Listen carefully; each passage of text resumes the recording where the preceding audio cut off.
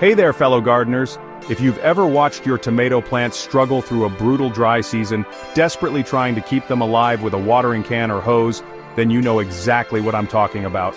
There's nothing more heartbreaking than seeing your precious tomato seedlings wilt under the scorching sun, despite your best efforts to keep them hydrated. But here's the thing. I've discovered a game-changing secret that has completely transformed my dry season tomato growing, and I'm about to share it with you. The answer lies in one simple, yet incredibly effective technique: drip irrigation. This method has taken my tomato harvest from disappointing to absolutely spectacular, even during the harshest dry months. Today, I'm going to walk you through everything you need to know about using drip irrigation to grow the most incredible tomatoes you've ever seen, regardless of how dry your climate gets. Trust me, once you implement this system, you'll wonder how you ever gardened without it. Before we dive into the how-to, let's talk about why drip irrigation is such a game-changer for tomatoes, especially during dry seasons. Traditional watering methods, whether you're using a sprinkler, hose, or watering can, deliver water inconsistently and often wastefully. Most of that precious water ends up evaporating before it ever reaches your tomato roots. Or worse, it runs off the surface without penetrating deep enough.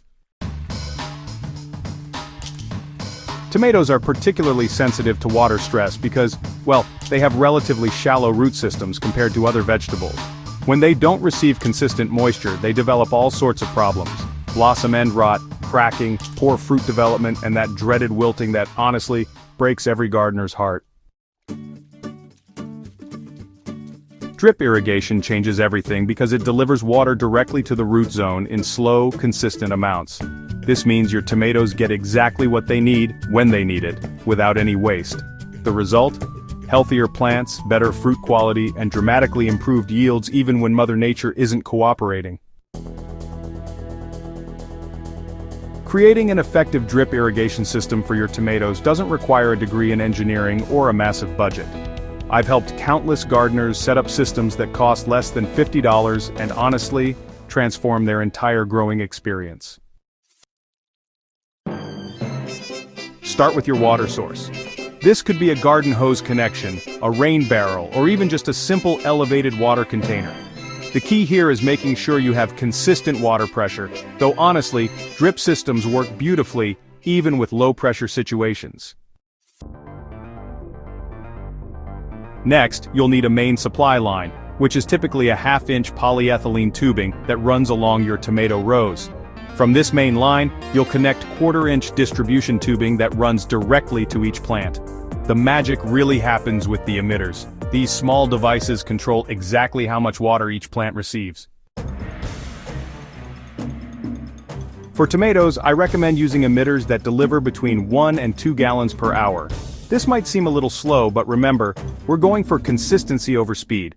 Place one emitter about 6 inches from each tomato plant's base, positioning it so the water soaks directly into the root zone. Don't forget about filtration. Even clean-looking water can contain particles that will clog your emitters over time. A simple inline filter will save you countless headaches and ensure your system runs smoothly throughout the growing season. Here's where many gardeners go wrong with drip irrigation. They assume it's a set-it-and-forget-it system. While drip irrigation is certainly more hands-off than traditional watering, successful dry season tomato growing requires strategic timing and scheduling. During the hottest part of dry season, your tomatoes will need water every single day. However, instead of one long watering session, I've found that 2 shorter sessions work much better. Water early in the morning for about 30 to 45 minutes, then again in the late afternoon for another 30 to 45 minutes. This split schedule mimics natural rainfall patterns and gives your tomatoes consistent moisture without overwhelming them. Morning watering helps plants prepare for the day's heat, while afternoon watering replenishes what they've lost and helps them recover from heat stress. As your tomatoes grow larger and the dry season intensifies, you may need to increase watering duration rather than frequency. I monitor my plants closely and adjust accordingly. If I notice any signs of stress, I'll extend the watering sessions by 15-minute increments until the plants look happy again. Even the best drip irrigation system won't save you if your soil isn't properly prepared. Dry season tomato growing demands soil that can hold moisture while still draining well. And yes, achieving this balance is absolutely possible. So, to get started, you want to incorporate plenty of organic matter into your soil before planting. Compost, aged manure, or even coconut coir, they all work wonderfully to improve soil structure and boost water retention. Personally, I usually add about 2 to 3 inches of organic matter and work it into the top 8 to 10 inches of soil. You might want to consider creating slightly raised beds or mounds for your tomatoes. This really improves drainage and gives you better control over your soil composition. Plus, the raised structure just makes it a whole lot easier to direct your drip irrigation right where you want it. Mulching honestly becomes absolutely critical during dry season growing. Go ahead and apply a 3 to 4 inch layer of organic mulch around each tomato plant, but keep it about 2 inches away from the stem to prevent any pest issues. You can use straw, shredded leaves, or coconut husks. They all work excellently. This mulch layer works hand in hand with your drip irrigation system, helping to retain every drop of water while keeping soil temperatures more consistent. You know, a successful drip irrigation system really does require regular monitoring, especially during those challenging dry season months. I make it a habit to walk through my tomato patch every single morning, checking both the plants and the system itself.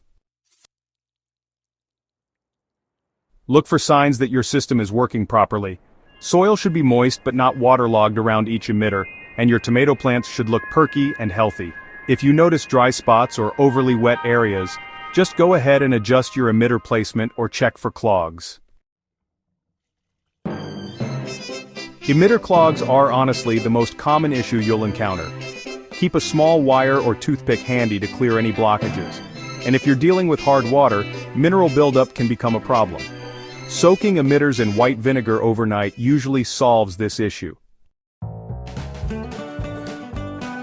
So, watch your plants for stress signals too. Wilting during the hottest part of the day is pretty normal, but if your plants don't recover by evening, you might need to increase your watering duration. Yellow leaves at the bottom of your plants often mean inconsistent watering, while fruit cracking usually suggests irregular moisture levels. Once you've mastered the basics, there are actually several advanced techniques that can really take your dry season tomato growing to the next level. For example, consider adding a timer to your system. This helps ensure consistent watering, even when life just gets busy. Digital timers with multiple programs work best, since they let you set different schedules for different growth stages. Fertilizer injection is another total game changer.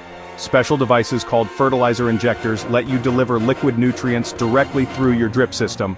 This way, your tomatoes get consistent nutrition along with their water, which leads to some pretty incredible growth and fruit production. When you get drip irrigation right, the results really do speak for themselves. Your tomatoes will develop deeper, more robust root systems that can better handle heat stress. Plus, fruit quality improves dramatically. You'll notice better flavor, fewer cracks, and more consistent sizing. The best part? You'll actually use less water than traditional watering methods while achieving better results. It's honestly a win-win situation that makes dry season tomato growing not just possible, but genuinely enjoyable. Remember, every garden is unique, and what works perfectly for me might need slight adjustments for your specific conditions. Don't be afraid to experiment with timing, duration, and emitter placement until you find the perfect formula for your tomatoes.